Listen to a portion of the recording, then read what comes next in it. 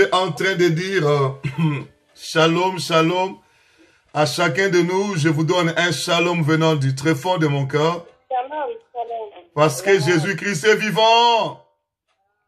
Amen. Nous allons partager aujourd'hui ici quelque chose de très, très important. Parce que nous devons donner plutôt la parole par rapport au temps. Je l'ai toujours dit. Je vais parler de dernier combat avant l'enlèvement. Le dernier combat avant l'enlèvement. Mon frère, je parle du dernier combat avant l'enlèvement. Mon frère, ma soeur, nous savons tous que Jésus-Christ revient bientôt. Nous savons tous qu'il est à la porte. Nous savons tous que nous devons nous préparer. Nous le savons très bien. Mais ce que je vais vous dire maintenant est que nous avons lu la Bible il y a longtemps que Jésus-Christ revient. Nous ne connaissons pas les jours ni l'heure.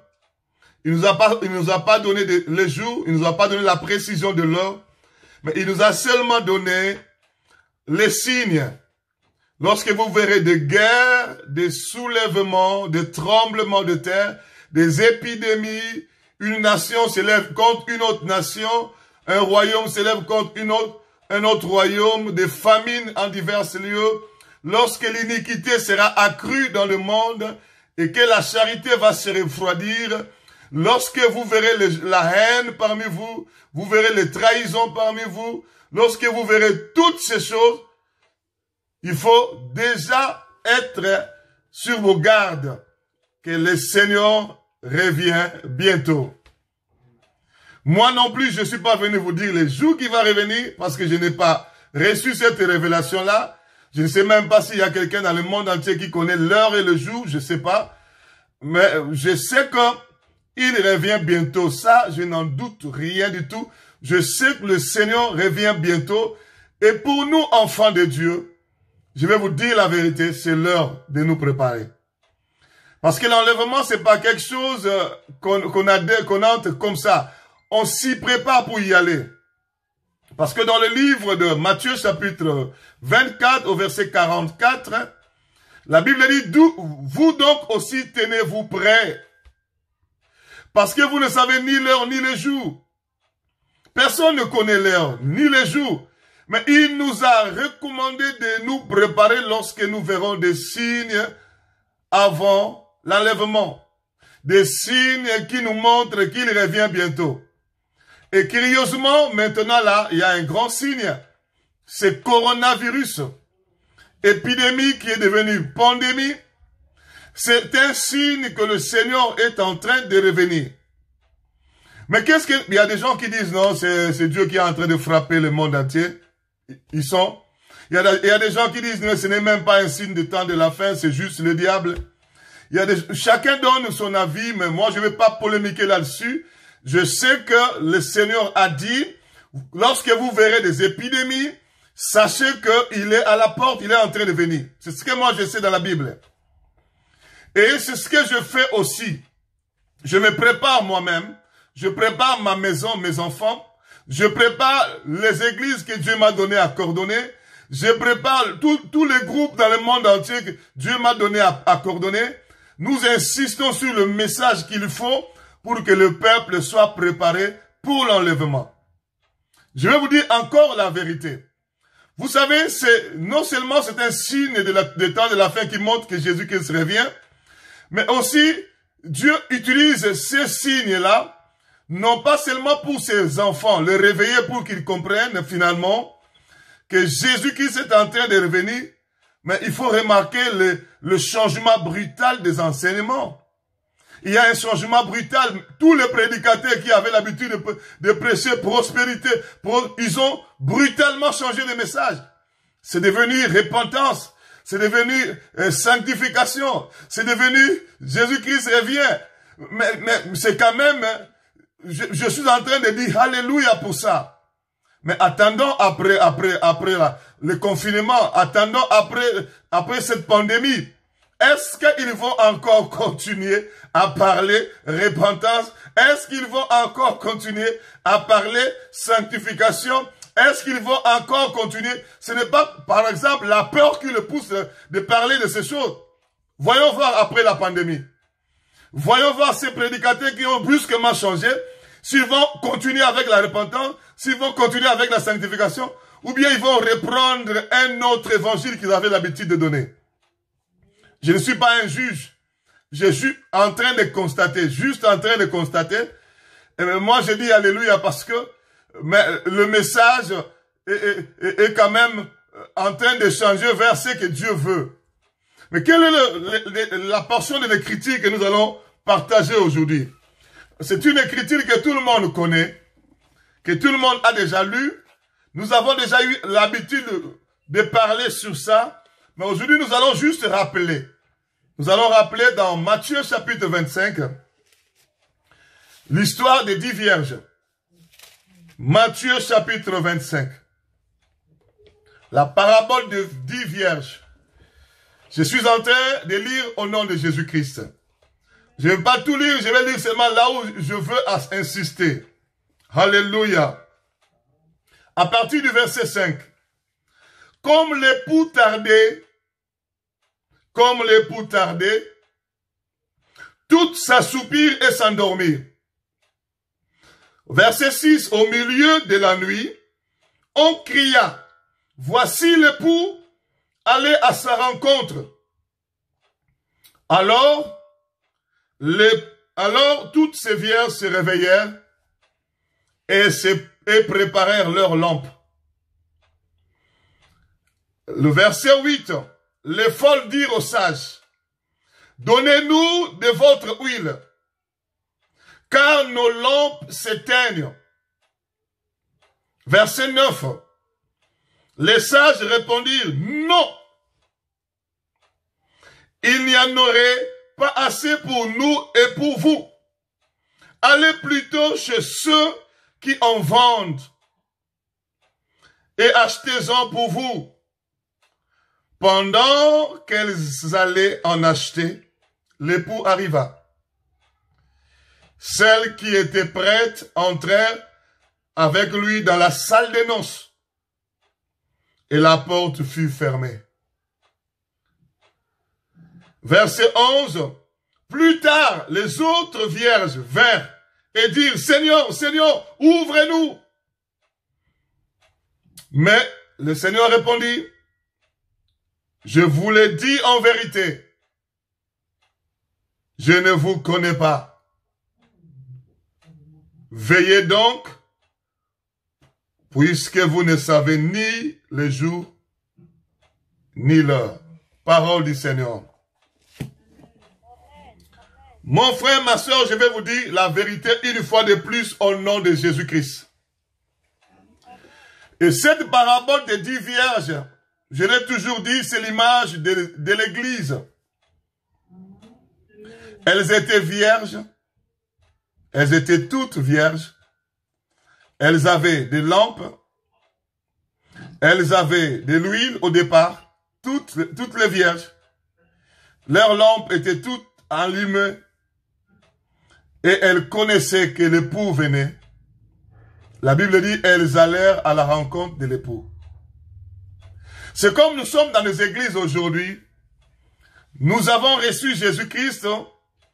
Et quand quelqu'un reçoit Jésus-Christ, la personne devient vierge. Parce que le sang de Jésus-Christ lave tous ses péchés. Il n'a plus de péché sur sa vie. Nous devenons de vierges. Mais il faut faire très attention. Et la Bible nous dit dans Matthieu chapitre 25, mais il y avait des vierges qui étaient folles. Il y en avait aussi des vierges qui étaient sages. En d'autres termes, ça veut dire ceci. Il y avait des vierges qui avaient la folie. Folle, ça veut dire qu'ils avaient la folie. Il y avait aussi des vierges qui avaient la sagesse. Des vierges sages qui avaient la sagesse. N'oubliez pas, la Bible dit, la crainte de l'Éternel, c'est le commencement de la sagesse. Parmi les enfants de Dieu, parmi nous qui prions le Seigneur, il y en a qui craignent Dieu, il y en a qui ne craignent pas Dieu. Nous allons expliquer Beaucoup de gens ne craignent pas Dieu tout simplement parce qu'on les a mal parlé de la parole de Dieu. Il y en a des gens qui disent, nous sommes sauvés par la grâce. Même si tu plonges dans le péché, même si tu vas tourner dans la boue du péché, ça va rien changer parce que c'est la grâce qui te sauve. Il y en a qui disent comme ça. C'est pourquoi nous voyons des chrétiens qui plongent dans les iniquités, dans les abominations. Nous voyons des chrétiens qui sont en train de patauger dans la boue du péché, mais ils ne se soucient pas parce que pour eux, ils savent qu'ils sont déjà sauvés. Je me souviens une fois, j'étais en train d'exhorter une sœur en Christ qui a donné sa vie à Christ et qui a reçu les dons du Saint-Esprit. Elle prophétise, elle parle en langue. Je l'exhortais de se repentir, de se sanctifier pour se sanctifier totalement. Parce que la Bible dit que celui qui est saint se sanctifie encore. Et quand je l'exhortais, elle m'a dit ceci. Ça m'a touché et je n'oublierai jamais cette phrase-là. Elle me dit, mais pasteur, nous sommes au temps de la grâce, non? Moi, je lui ai dit, mais ça ne veut rien dire, ma sœur. Le temps de la grâce ne nous envoie pas dans les iniquités. Le temps de la grâce ne nous envoie pas dans le péché. La Bible dit, la grâce de Dieu, source de tout salut, nous enseigne à renoncer à l'impiété. Lorsque tu es mal enseigné, malgré que tu es vierge, tu vas négliger la marche à faire avec le Seigneur. On ne marche pas comme on veut. Mais un mauvais enseignement peut te détourner également de la sainteté. Tu commences à vivre les iniquités. Tu commences à vivre dans les abominations. C'est également comme ces vierges folles. Elles étaient vierges. Elles avaient des lampes. La Bible dit, ta parole est une lampe à mes pieds. C'est-à-dire, elles avaient la parole, des lampes. Elles avaient également la connaissance que l'époux venait. La Bible dit, elles allaient à la rencontre de l'époux. Elles étaient engagées dans la voie de l'éternité. Mais malheureusement, les folles, en prenant leur lampe, elles n'ont pas pris de l'huile en réserve. Voilà la différence. Ce qui fait la différence, ce n'est pas avoir l'âme. La parole de Dieu, tout le monde a la parole. Être vierge, tout le monde qui a reçu Jésus-Christ a été rendu vierge par le Seigneur. Tout le monde qui a reçu Jésus-Christ sait que le Seigneur, l'époux, revient. Mais tout le monde n'a pas l'huile en réserve. Les sages, elles étaient vraiment sages avec cette sagesse qu'elles ont reçue de Dieu. En prenant leur lampe, elles ont pris de l'huile en réserve. J'ai pris que ceux qui m'écoutent, j'ai pris que les frères et sœurs en Christ, j'ai pris que les pasteurs, les évangélistes, les prophètes, les docteurs, les apôtres qui m'écoutent, que nous n'ayons pas le réflexe des folles qui ont négligé l'huile. Mon frère, l'huile, c'est l'image du Saint-Esprit. C'est ça qui va mettre, c'est le Saint-Esprit qui fera la différence entre ceux qui vont entrer dans la gloire le jour de l'enlèvement et ceux qui vont rester, mais étant les enfants de Dieu. Moi qui vous parle, j'ai vécu l'enlèvement. C'était comme un film. Le Seigneur m'a fait cette grâce-là. Je me souviens, il m'a pris en esprit pour me donner le message que nous devons donner à l'église avant l'enlèvement. C'est pourquoi parmi tant de messages que le Seigneur m'a donné pour donner à l'église avant l'enlèvement, le dernier combat avant l'enlèvement, c'est aussi parmi ces messages-là. Et il m'avait fait voir 2 groupes de chrétiens restés. Et le premier groupe de chrétiens, on m'a expliqué, ils sont restés le jour de l'enlèvement parce qu'on les a jamais dit, on les a jamais donné le message qui pouvait les préparer pour l'enlèvement. Et ils sont restés. Je vous dis la vérité, il y a beaucoup de pasteurs qui ne prêchent jamais la parole qu'il faut à l'heure qu'il faut. Je vous dis, il y a beaucoup de pasteurs qui donnent seulement le message de la terre. Ils donnent le message qui tourne le regard du peuple vers la terre. Or, à l'heure que nous sommes là, c'est l'heure de nous réveiller en fin de sommeil, Parce que le salut est plus proche de nous que lorsque nous avions cru. C'est l'heure du réveil. Nous devons donner un message qui réveille le peuple, qui prépare le peuple à l'enlèvement. Mais bon nombre de prédicateurs, ils prêchent que le chaud de la terre. Ils prêchent que le chaud de la terre. Ils nourrissent le cœur des enfants de Dieu à aimer le monde au lieu d'aimer les choses d'en haut. La Bible dit, affectionnez-vous aux choses d'en haut et non aux choses qui sont sur la terre. Mon frère, ma soeur, les sages étaient réellement sages. Quand j'ai vu l'enlèvement, Dieu m'a fait grâce de voir l'enlèvement, j'ai vu le deuxième couple d'enfants de Dieu qui étaient restés. Et on m'avait également expliqué pourquoi ils étaient restés. Ils étaient restés pourquoi? Parce qu'on les a bel et bien donné le message qui devrait le préparer à l'enlèvement. Mais ces enfants de Dieu-là ont foulé aux pieds la grâce. Ils se sont rébellés. Ils avaient la connaissance, mais ils se sont enorgueillis. Ils se sont rébellés. Ils ont foulé aux pieds la grâce de Dieu. Et c'est pourquoi ils sont restés. Deux catégories de chrétiens qui resteront ces jours-là. Les gens qui sont jamais préparés. C'est pourquoi dans ce temps-ci, si ton pasteur ne te prêche pas sur la repentance, sur la sanctification, il ne te parle pas comment te préparer pour le royaume. Il te parle seulement des choses de la terre. Ah! Je te dis la vérité, il faut prendre fuite. Parce qu'il ne te prépare pas pour le royaume, certainement il te prépare pour l'enfer. Parce que tu ne vas pas te préparer pour le royaume. Tu ne vas pas laver ta robe. C'est le moment de chacun doit aider son église à laver sa robe. Ses fidèles à laver leur robe. Comment la robe se lave? Par le message qui nous pousse à laver la robe. La sanctification. Le message du dépouillement. On se dépouille de toutes les œuvres du diable pour revêtir Christ. La Bible dit, dépouillez-vous de ces œuvres de ténèbres et revêtez les armes de la lumière. Revêtez Christ. Mais maintenant là, si ton pasteur te dit seulement le chaud de la terre, heureusement maintenant, ils ont commencé à changer maintenant qu'il y a coronavirus. Hein. Ils ont commencé à donner, Jésus-Christ revient, repentez-vous. Mais c'est pas la peur qui les pousse? Est-ce que c'est vraiment ils sont vraiment poussés par le Saint-Esprit? Ou bien ils sont en train de parler par peur? Attendons quand ce coronavirus va passer. Voyons voir. S'ils vont continuer à préparer l'église à l'enlèvement par le message qu'il faut, ou bien ils vont reprendre l'évangile de la prospérité. Mon frère, ma soeur, deux catégories Dieu m'a fait voir, ils sont restés. Parce qu'on ne les a jamais préparés pour l'enlèvement.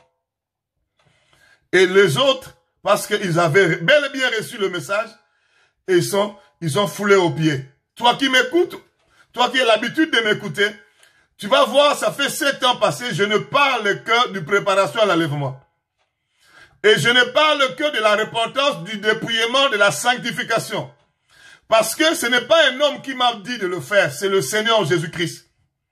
Et je ne fais qu'obéir à ce qu'il m'a dit de faire.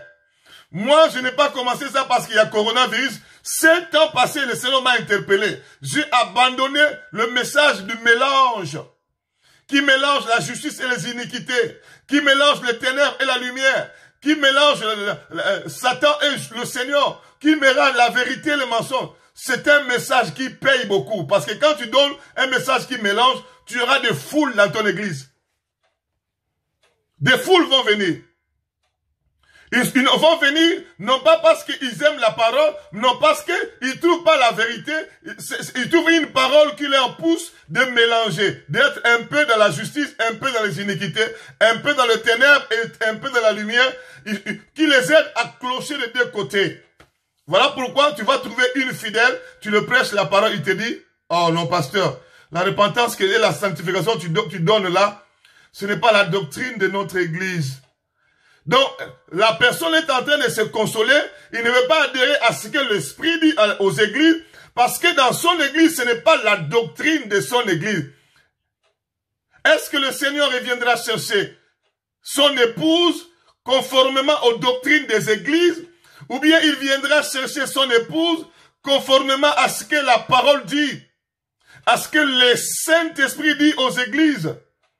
Et puis la personne se console comme pour dire, ce n'est pas la doctrine de notre église. Ma soeur, si la doctrine de ton église te prépare pour l'enfer, il ne faut pas t'accrocher à ça.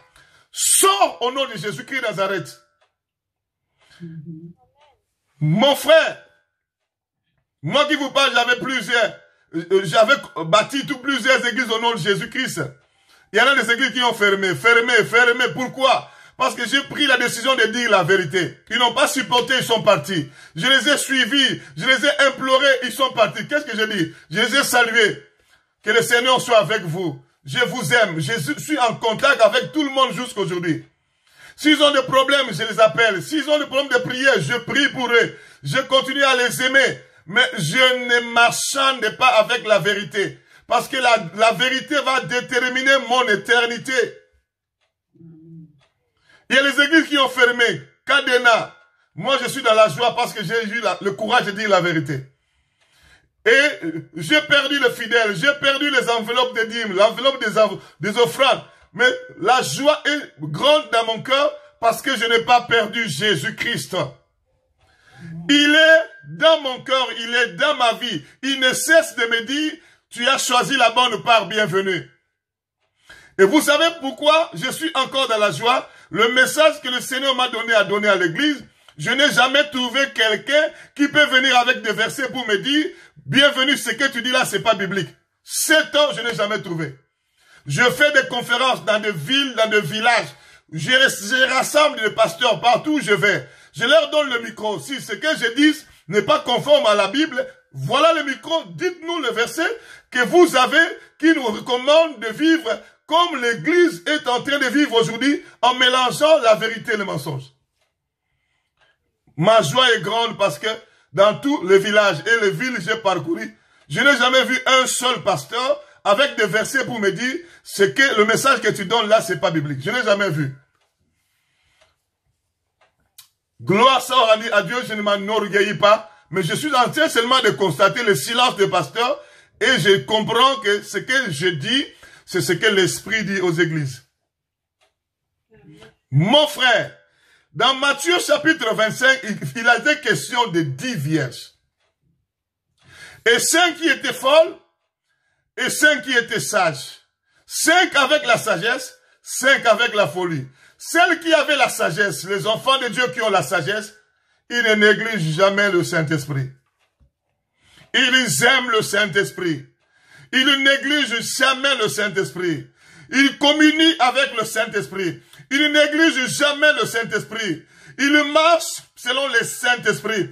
Ils ne négligent jamais le Saint-Esprit. Vous savez quand est-ce qu'on néglige le Saint-Esprit? Lorsqu'on entre dans la compromission, lorsqu'on entre dans le péché, lorsqu'on entre dans les abominations, on commence à vivre sous les abominations. Le Saint-Esprit est attristé, il est négligé à ce moment-là. Le Saint-Esprit est éteint, il est négligé. Lorsque le Saint-Esprit est éteint, il n'agit plus. Tu as toujours le don du Saint-Esprit. S'il faut parler en langue, tu parleras toujours en langue. S'il faut prophétiser, tu peux. Même le faux et le vrai prophétie. S'il faut chasser les démons même, il s'enfuit même quand un païen parle. Hein. Et quand moi j'ai vu un païen qui était attaqué la nuit, un véritable païen. Il m'a dit, pasteur, la nuit j'étais attaqué par un géant esprit qui m'étouffait. J'ai crié, papa, papa, maman, le géant esprit continue à m'étouffer. J'ai crié au secours, il continue à m'étouffer. Un païen, une idée est venue dans sa tête de crier Jésus. Païen, je vous dis, hein. Il a dit Jésus-Christ. Il m'a dit, pasteur, je n'ai pas compris comment cet esprit-là a été projeté. La Bible dit, quiconque invoquera le nom du Seigneur sera sauvé, même si c'est un païen. Il est sauvé dans cette attaque-là, mais il n'est pas sauvé pour le royaume. Hein.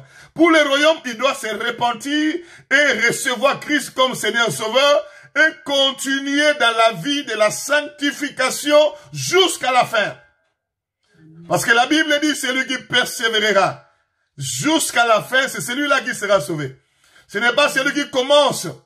Les vierges folles ont commencé avec l'huile, ont commencé avec la lampe, ont commencé avec des lampes allumées, ont commencé en allant vers la rencontre de l'époux. Mais ce qui compte, ce n'est pas le commencement. Ce qui compte, c'est la fin. Toi qui m'écoutes maintenant, tu as bel et bien commencé. Tu as reçu Christ dans ta vie comme Seigneur et Sauveur. Ce qui compte, je vais te dire, c'est pas le commencement. La Bible dit, c'est lui qui persévérera jusqu'à la fin. Jusqu'à la fin. Jusqu'à la fin. Voilà comment tu commences déjà à te fatiguer. Parce que le mariage tarde à venir. Les soucis ont envahi ta vie. Les soucis commencent à étouffer le Saint-Esprit, à attrister le Saint-Esprit. Tu négliges l'huile. Tellement que tu es persécuté. Les gens sont en train de te persécuter. La haine a envahi ton cœur. Tu n'aimes plus ton prochain comme toi-même. Tu attristes le Saint-Esprit. Tu étouffes le Saint-Esprit. Tu éteins le Saint-Esprit. Tu négliges le Saint-Esprit. Voilà ce qui va éteindre ta lampe. Alléluia. Mais attendez. Le diable, c'est lui qui nous attaque. Les combats, quand on parle de dernier combat, c'est le diable qui déclenche le dernier combat. Mais le dernier combat, le diable viendra utiliser le frères et sœurs en Christ, le croyant, pour combattre les croyants qui sont sages. Je suis en train de parler de Dieu parce que quand les 10 vierges étaient endormies, elles étaient en train d'endormir, la Bible dit, à sa soupir même. Et la Bible dit, une voix se fit entendre. Voici l'époux. Allez à sa rencontre. Mon frère, ma soeur, je vais vous dire la vérité. Avant d'aller rencontrer l'époux, la voix de Dieu va se faire entendre. La trompette va sonner. Quand on parle de la voix de Dieu, ce n'est pas vous verrez Dieu sortir du haut des cieux avec une trompette, commencez à parler, repentez-vous. Mais quand Dieu parle par les serviteurs, c'est Dieu qui parle. Quand Dieu vous parle par ses serviteurs à travers le monde, Dieu est en train de parler par ses vrais serviteurs qui donnent le message du réveil. Le réveil qui précède l'enlèvement. Le réveil du temps de la fin. Le réveil dans la sanctification totale. Parce que sans la sanctification, personne ne verra Dieu. Et cette voix-là est venue pour communiquer le réveil. Elles étaient en train de dormir. Mon frère, au moment où nous sommes en train de parler, la voix de Dieu est en train de crier partout dans le monde. Tu vas voir un serviteur, il n'est même pas connu. Il n'a même pas des avions. Il n'a même pas de voitures de luxe. Il n'a même pas de millions en banque. Mais il est la voix de Dieu qui parle pour le réveil du temps de la fin. Tu peux même l'abandonner. Tu peux même le délaisser. Tu peux même penser qu'il n'a pas Dieu. Dieu utilise des choses faibles pour confondre ceux qui sont forts. Mon frère, ma soeur, à ce moment-là, à travers le monde entier, Dieu est en train de parler le message qui a communiqué le réveil. Qu'est-ce que le message a dit? Qu'est-ce que le message a dit? Voici l'époux. Le message qui apporte le réveil dans ce temps de la fin, c'est le message qui présente l'époux. Le message qui présente l'époux. Notre époux, c'est Jésus-Christ. Le message du réveil du temps de la fin doit nous présenter l'époux Jésus-Christ de Nazareth, Jésus-Christ qui sauve, Jésus-Christ qui délivre, Jésus-Christ qui guérit, Jésus-Christ qui prépare l'église en l'enlèvement. Jésus-Christ qui est allé nous préparer une place et Jésus-Christ qui revient bientôt nous chercher. Nous devons présenter Jésus-Christ dans tout ce qu'il est capable de faire et dans tout ce qu'il va faire bientôt. Il est maintenant en train de nous préparer une place dans le royaume. Je t'informe, si tu as donné ta vie à Christ, ta place se prépare là-bas. Mais ne sois pas disqualifié. Ne sois pas disqualifié en négligeant l'huile. Lorsque tu sombres dans le péché, dans la compromission, tu négliges l'huile.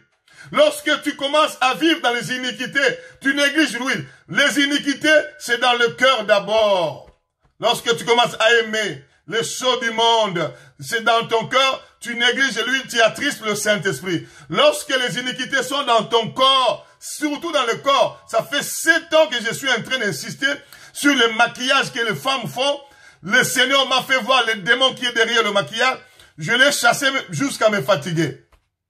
J'ai même écrit tout un livre.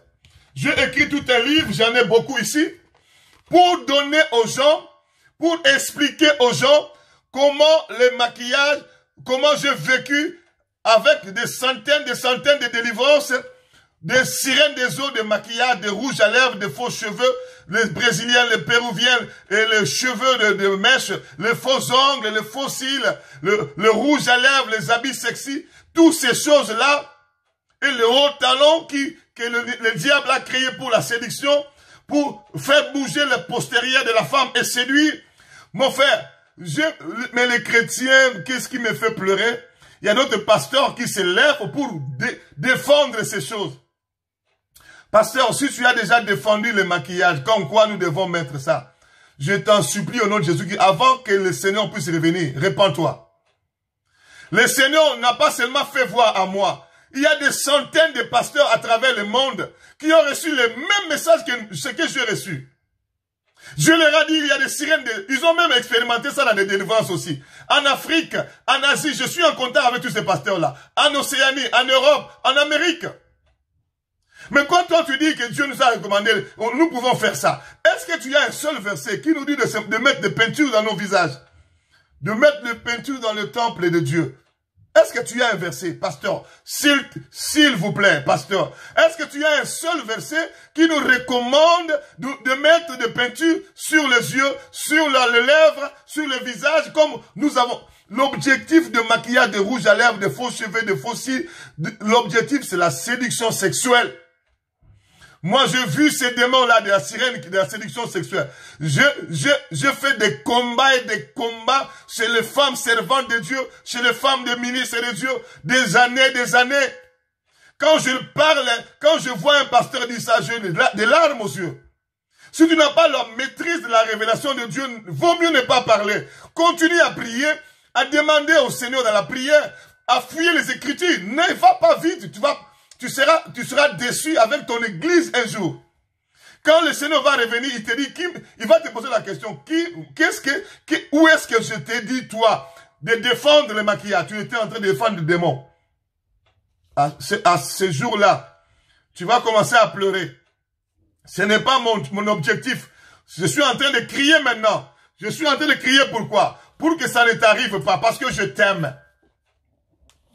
Pour que ça ne t'arrive pas. Je parle également à tous mes enfants spirituels qui m'ont abandonné parce que je parlais de la sanctification dedans, dehors. Je parlais de maquillage comme étant de sirène des eaux, de rouge à lèvres, de faux cheveux. Je vous en supplie, mes enfants, je vous aime. Après 7 ans, vous n'avez toujours pas interrogé Dieu dans la prière pour savoir que ce que je dis vient du Saint-Esprit?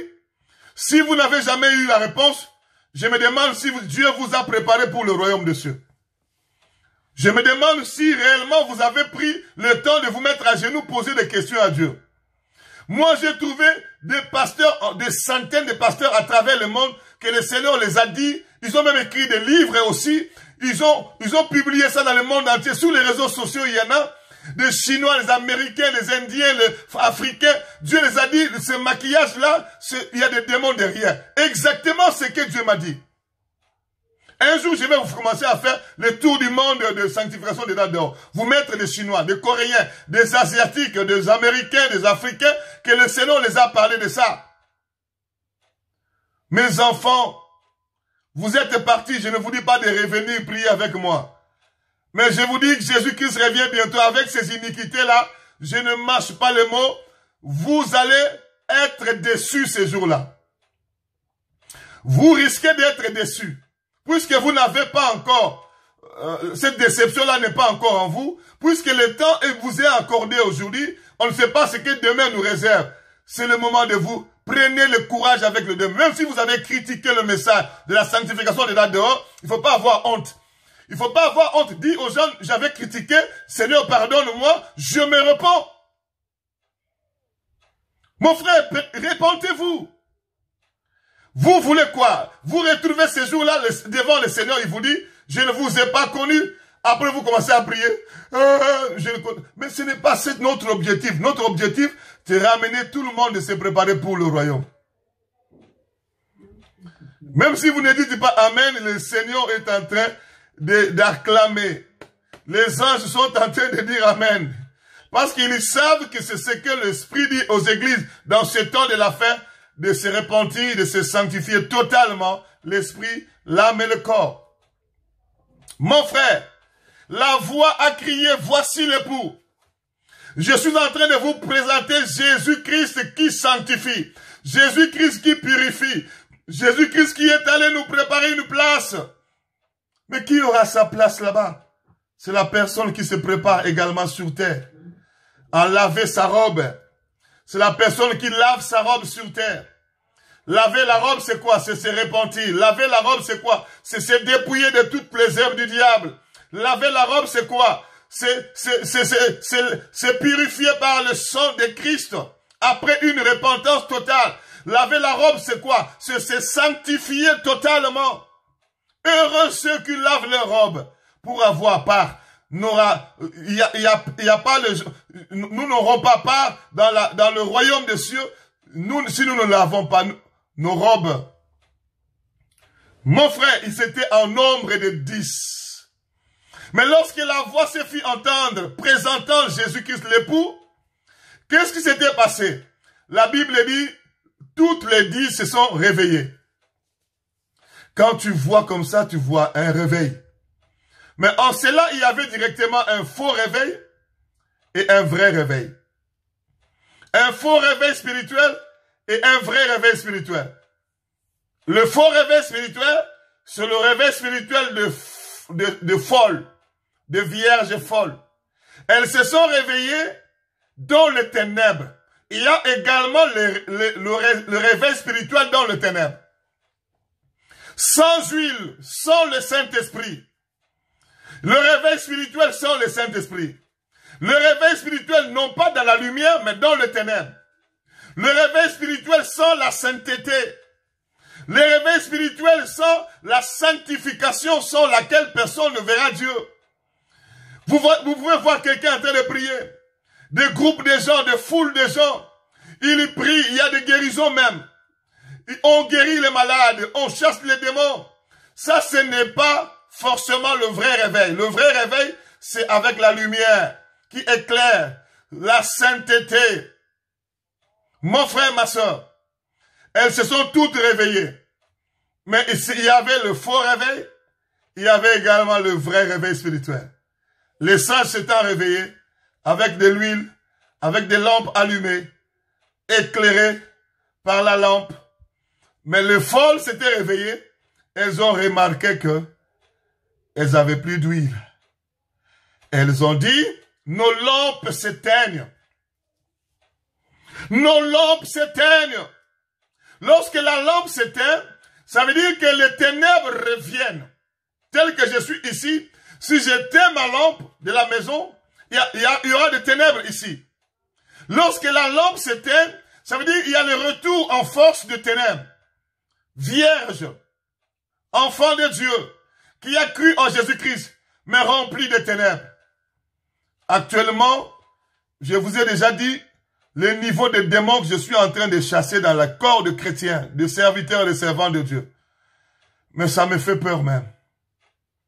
Les œuvres de ténèbres dans le cœur, la haine, l'hypocrisie, les œuvres de ténèbres dans le cœur, la cupidité, les œuvres de ténèbres dans le cœur, l'amour du monde, les œuvres de ténèbres dans le corps, les habits sexy, les habits qui font voir la poitrine. Il y a maintenant les femmes qui commencent à porter les habits transparents.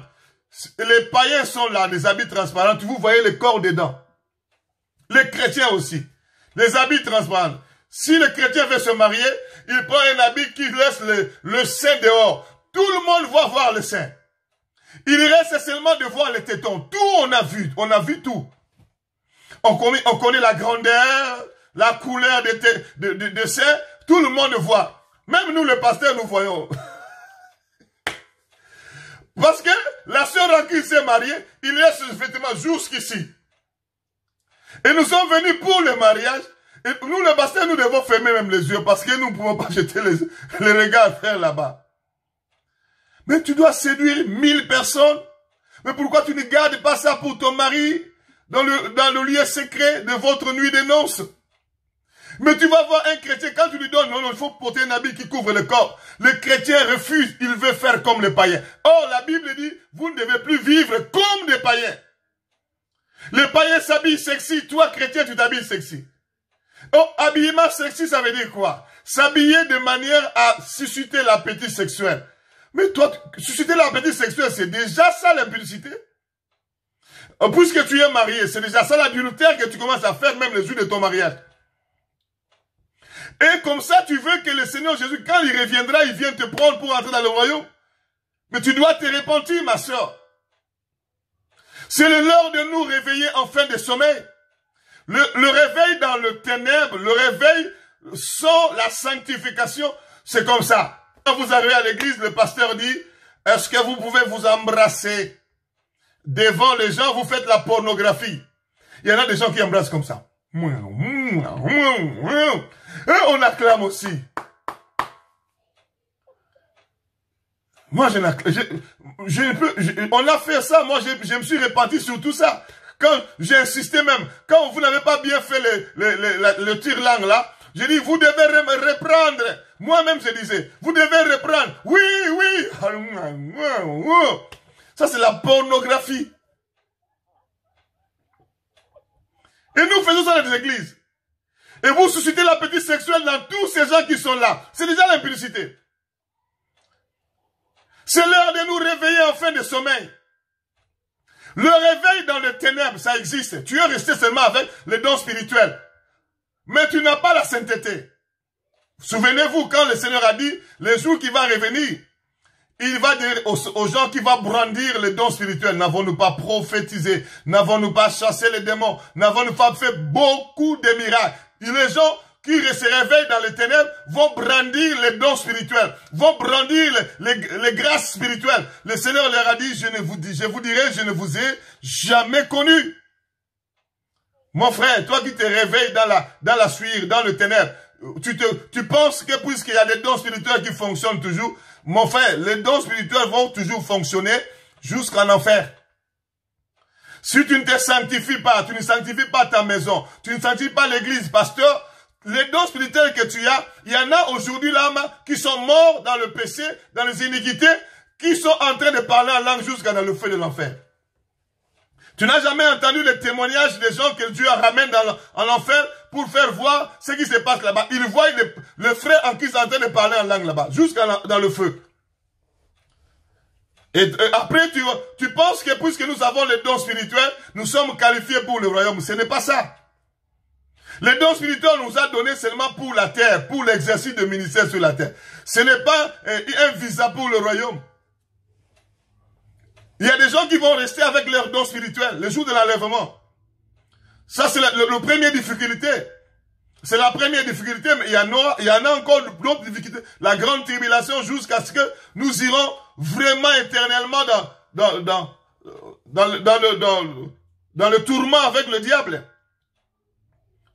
Mon frère, lorsque les vierges folles se sont réveillées, les sages, la Bible dit, elles ont tous préparé leur lampe.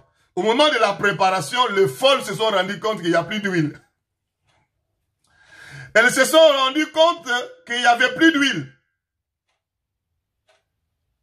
Elles ont dit, nos lampes s'éteignent. Les folles, vous aurez dû vous rendre compte bien avant, maintenant que l'époux est là. C'est le moment de se préparer convenablement. N'attendons pas la dernière minute pour commencer. Tu auras du mal à te préparer. N'attendons pas la toute dernière minute pour commencer la préparation pour l'enlèvement. L'église aura du mal à se préparer. Vous allez le faire avec précipitation. Vous allez le faire sans conviction. Vous le faites par peur. Vous n'allez pas le faire pousser par le Saint-Esprit. Elles étaient dans les ténèbres. Mais pourquoi j'ai parlé de l'ultime combat? Pourquoi j'ai parlé de l'ultime combat? Pourquoi? Pourquoi j'ai parlé de l'ultime combat? Parce que lorsque les vierges folles se sont réveillées, ayant constaté le retour en force des ténèbres, parce que leur lampe s'éteignait déjà, la lumière n'était plus là, elles ont remarqué que le sage, le vierge sage, avait des lampes allumées. Mon frère, elles ont ouvert leur bouche pour suggérer aux sages, pour suggérer aux gens qui, mon frère, dans ce moment-ci où nous sommes en train de nous préparer pour l'enlèvement, le diable va utiliser les vierges folles, le croyant qui ne se sanctifie pas, à attaquer les croyants qui se sanctifient pour le royaume.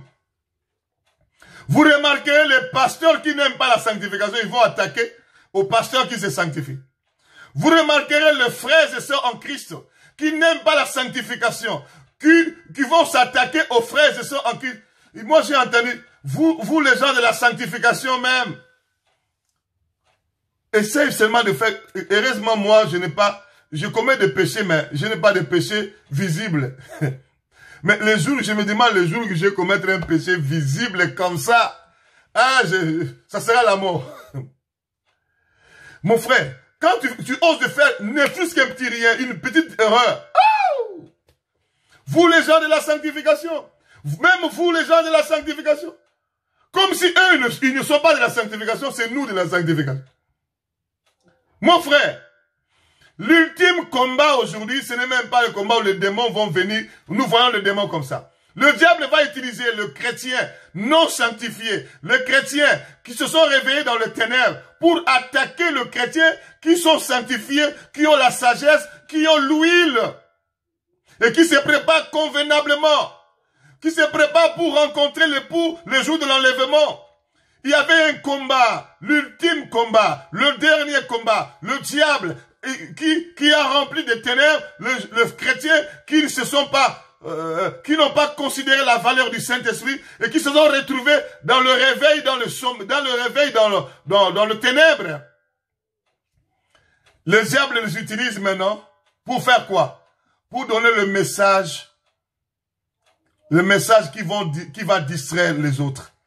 Parce que cette guerre-là s'est passée par la parole. Elles ont dit, donnez-nous de votre huile. Leur discours, c'était pour distraire le sage. Leur discours, c'était pour disqualifier le sage. Au moment où nous sommes là, le véritable enfant de Dieu qui se sanctifie pour rencontrer Jésus-Christ dans le jour de l'enlèvement, tu vas voir les autres enfants de Dieu qui n'ont pas la révélation, qui ne sont pas éclairés. Ils vont se mettre à faire des discours qui vont distraire, qui ont comme objectif distraire les gens qui se préparent pour rencontrer Jésus-Christ le jour de l'enlèvement. Quand on parle du discours, les discours ça veut dire prédication, les discours ça veut dire enseignement, les discours ça veut dire exhortation, les discours ça veut dire tout ça, séminaire, conférence, discours qui fait jeter la distraction, qui fait distraire les vierges. Elles ont fait un discours. Donnez-nous de votre huile. Mais mon frère, ce qui va nous permettre d'entrer le jour de l'enlèvement, c'est l'huile. Non seulement c'est un discours qui apporte la distraction, qui va jeter la distraction chez ceux qui se préparent, c'est aussi un discours qui va dépouiller l'huile. Vous savez, il y a d'autres discours, quand vous prêtez attention à ça, vous êtes dépouillé. L'objectif de ce discours-là, c'était quoi? Donnez-nous de votre huile. L'objectif, c'était dépouiller l'huile. Vous connaissez l'huile, c'est le Saint-Esprit. Tu as ton vase qui est rempli d'huile. Tu es rempli du Saint-Esprit. Tu es rempli du Saint-Esprit. Tu es rempli du Saint-Esprit. Mais il y a d'autres prédications. Il y a d'autres enseignements. Il y a d'autres séminaires. Quand tu participes dedans là, tu n'auras plus la plénitude du Saint-Esprit. Ça va te dépouiller de ton huile. L'huile en toi va s'attrister. Le Saint-Esprit en toi va s'éteindre. Ça diminue l'huile en toi. Ça te dépouille de ton huile. Donnez-nous de votre huile. Le dépouillement de l'huile. Ça, c'est l'ultime combat. Le combat qui passe par la guerre des pasteurs, la guerre des enseignements, la guerre des conférences. L'autre dit, nous ne devons pas nous sanctifier jusqu'à ce moment-là, à ce point-là. L'autre dit, vous ne devez pas. J'ai entendu beaucoup de discours des pasteurs, vous entendez comme ça, vous pensez, ça ce n'est pas ce que l'esprit dit à l'église. Ça c'est ce que la chair dit à l'église. Et vous verrez un tel pasteur, il est vraiment convaincu avec ce qu'il a appris dans la théologie. C'est ça, la théologie, ce n'est pas ce que l'Esprit dit à l'Église. La théologie, ce n'est pas ce que le Saint-Esprit dit à l'Église. Ce sont des syllabus qu'on t'a donnés. Pour te décourager encore davantage, mon frère, serviteur, prédicateur. Il y a plusieurs courants théologiques créés par Satan. Dans le monde des ténèbres, il crée des courants théologiques pour disqualifier, pour introduire l'apostasie, l'abandon de la vérité. La théologie, même moi, je peux créer ma théologie. Je crée vraiment des syllabus, je donne aux gens, je crée aussi une école théologique, je peux le faire. Mais ça ne sera pas ce que l'Esprit dit aux églises. Mais beaucoup de courants théologiques, il y en a des gens qui ont des diplômes avec des courants théologiques créés par Satan. On vous donne beaucoup de connaissances. Je l'ai dit la fois dernière. C'est juste l'ignorance avec bagage. Bagage théologique. Et malheureusement, la majorité des gens qui résistent, qui refusent la sanctification dedans, dehors, ce sont des prédicateurs théologiens. Lorsque vous leur dites ce que l'Esprit dit aux églises de nous repentir dans ce temps, lui, il brandit ce que la théologie lui a donné, avec tous ses livres, avec tous ses prospectus, avec toutes ses explications théologiques. Moi, je ne dis pas que toutes les explications théologiques sont fausses. C'est pas ce que je dis. Mais si l'explication que la théologie nous donne se conforme à ce que l'Esprit dit aux églises, je dis Amen. Mais si l'explication que la théologie nous donne, c'est contraire à ce que l'Esprit de Dieu dit à l'église, là, c'est l'apostasie. Malheureusement, plein d'explications que la théologie donne. Je vous ai dit un jour, je vais vous démontrer A plus B, qu'est-ce que la théologie nous donne et qui est contraire à ce que l'Esprit donne. Plein de trucs. Entre autres, le message de la grâce. Il y en a des gens qui nous parlent que la grâce, puisque ton nom est déjà écrit dans la livre, dit tu ne peux pas perdre ton salut. Nous avons appris ça dans la théologie. Et ils discutent même, il ne peut pas perdre son salut parce que, ça veut dire quoi le salut en hébreu et en grec, et ils expliquent des choses, et puis ils sont contents. Toute explication en hébreu et en grec, ça ne veut pas dire que c'est ce que l'Esprit dit aux églises. Mon frère, les 5 folles se sont mis à attaquer les vierges sages. Ils avaient l'objectif de dépouiller l'huile, de te dépouiller de ton huile, le Saint-Esprit en toi. Et pourtant, c'est le Saint-Esprit qui détermine notre éternité. L'Esprit avec lequel nous avons été scellés pour les jours de notre rédemption. Ne néglige pas l'huile. Ne néglige pas l'Esprit de Dieu. N'attriste pas le Saint-Esprit. Alléluia. N'attristons pas le Saint-Esprit de Dieu pour lequel nous avons été scellés pour le jour de la rédemption. La Bible dit n'éteignez pas l'Esprit. Mais les vierges folles sont venues avec l'objectif de dépouiller l'huile. Donnez-nous de votre huile. Ça, c'est l'ultime combat. L'ultime combat, ça passe par la parole pour distraire. Ça passe par le chrétien pour distraire le vrai chrétien. Ça passe par le dépouillement de l'huile. Le diable utilise le faux chrétien, le chrétien qui ne se sanctifie pas, le chrétien qui n'expérimente pas le vrai réveil, les chrétiens qui sont encore dans le ténèbre. Ces chrétiens-là seront utilisés par le diable pour attaquer le vrai chrétien, pour distraire le vrai chrétien, pour dépouiller de l'huile. Mais quand je parle de chrétien, c'est aussi le pasteur, il fait un discours. Quand tu écoutes ça, ça te dépouille de ton huile. Et surtout sur Internet, il y a des prédications. J'ai entendu un pasteur dire, mais il parle, j'ai entendu comme ça, je dis, des fois quand j'entends, j'ai envie d'entrer dans la télévision pour être en face avec ce pasteur-là, de poser des questions. Mais je ne peux pas le faire. Et il y a un pasteur, je me dis, ce pasteur, le jour où je vais croiser ce pasteur, dans un avion, quand je fais des voyages là, je vais parler calmement dans l'avion, pasteur. Je t'ai entendu dire ça. Mais en réalité, tu aurais dû poser des questions à Dieu. Parce que moi, j'ai chassé à plusieurs reprises les géants esprits de sirènes de maquillage. Comment tu peux dire à Jean de faire ça? Est-ce que tu as un seul verset? Je vais lui parler par amour. Est-ce que tu as un seul verset qui nous dit de mettre ces peintures-là? Parce qu'il y en a d'autres pasteurs qui sont déjà des agents du diable. Il sait que c'est mauvais. Il sait que ça va condamner beaucoup de gens en enfer. Mais lui, il est en train de faire le travail du diable. Il vous bombarde avec des alléluia. Vous pensez qu'il a le souci. Il a votre souci. Oh, en réalité, c'est un engagé conscient du diable qu'il a envoyé pour distraire le peuple. Au nom de la parole de Dieu. Au nom de la Bible. Mon frère, l'ultime combat, le dernier combat, c'est le diable qui utilise les croyants pour distraire les autres croyants. Les pasteurs pour distraire les autres pasteurs. Alléluia. Est-ce que vous êtes là? La joie de mon cœur est que les vierges qui étaient sages, effectivement, elles avaient réellement la sagesse. Elles ne se sont pas laissées prendre dans ce piège-là. Je prie que tu ne te laisses pas prendre par des discours, des prédications qui vont te distraire. Et pourtant, nous sommes à la porte. L'époux est en train de venir. Ne te laisse pas prendre par des prédications, des séminaires sur YouTube, sur Facebook, sur Twitter, sur Instagram, sur les réseaux sociaux. Maintenant que les églises sont même fermées. C'est là où des prédications apostates qui vont te distraire, des prédications qui vont te dépouiller de ton huile. Ne te laisse pas prendre. Tu n'es pas convaincu, il faut zapper carrément.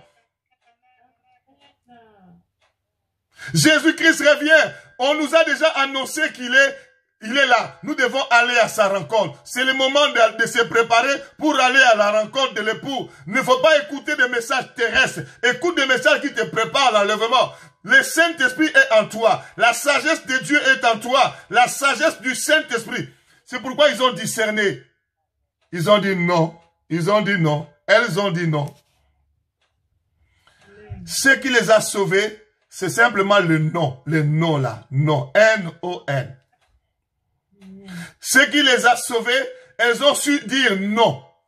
Mon frère, les frères et sœurs en Christ qui seront enlevés, ce sont les frères et sœurs en Christ, le prédicateur des évangiles, qui apprennent à dire non avec toute apostasie, avec toute suggestion diabolique, même si ça vient de prédicateurs mondialement connus, qui ont des avions. Il faut savoir dire non. Il faut avoir le courage de dire non. Il ne faut, vous savez, nous disons facilement oui dans ce monde.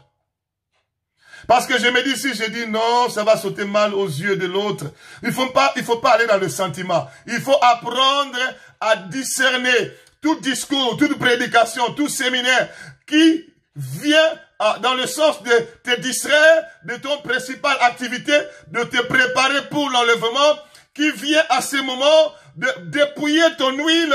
Il faut discerner et savoir dire non. Savoir dire non. Savoir dire non. Savoir dire non. Refuser. Je prie que Dieu te donne l'onction de discerner le faux et savoir dire non sans entrer dans la compromission. Voilà ce qui a permis à ces vierges sages de rencontrer l'époux. Voilà ce qui va permettre aux enfants de Dieu de rencontrer Jésus-Christ le jour de l'enlèvement. Savoir refuser, savoir dire non à toute proposition satanique, à tout discours, prédication qui vient pour te distraire, te disqualifier, dépouiller ton huile. Il faut savoir dire non.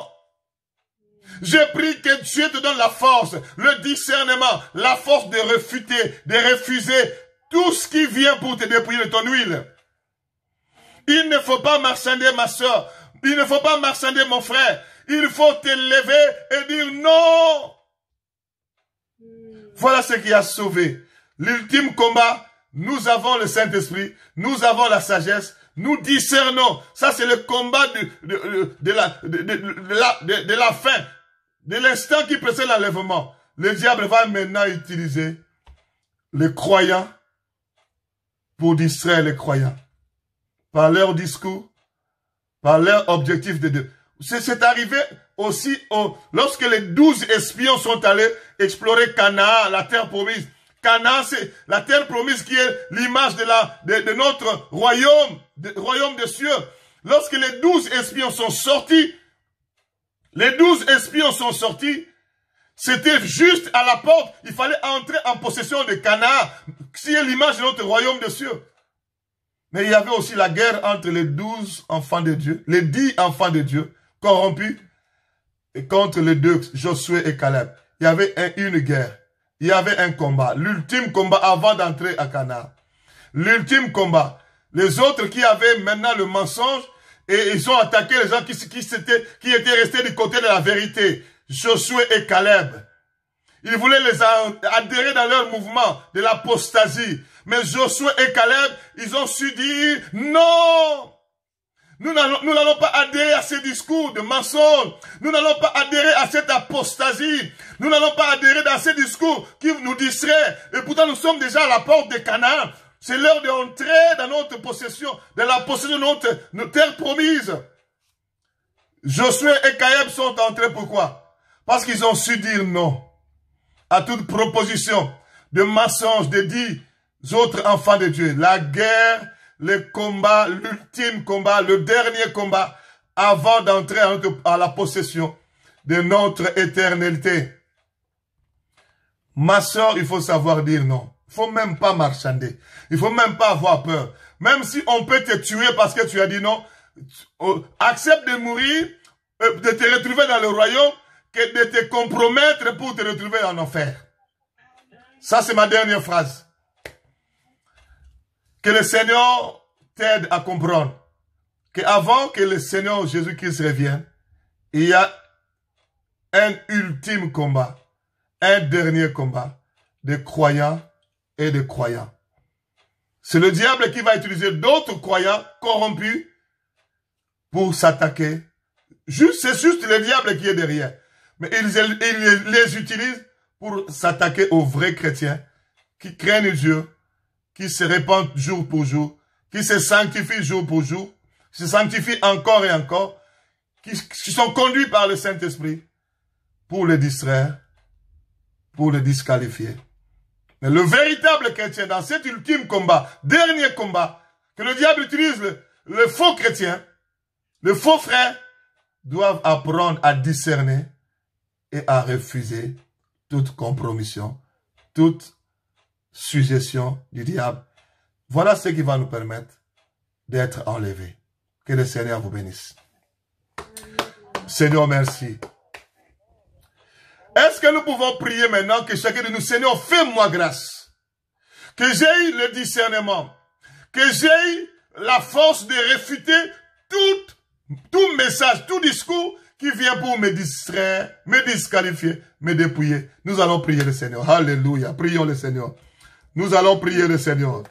Nous allons prier le Seigneur. Nous allons prier le Seigneur. Jésus-Christ revient bientôt. Jésus-Christ revient bientôt.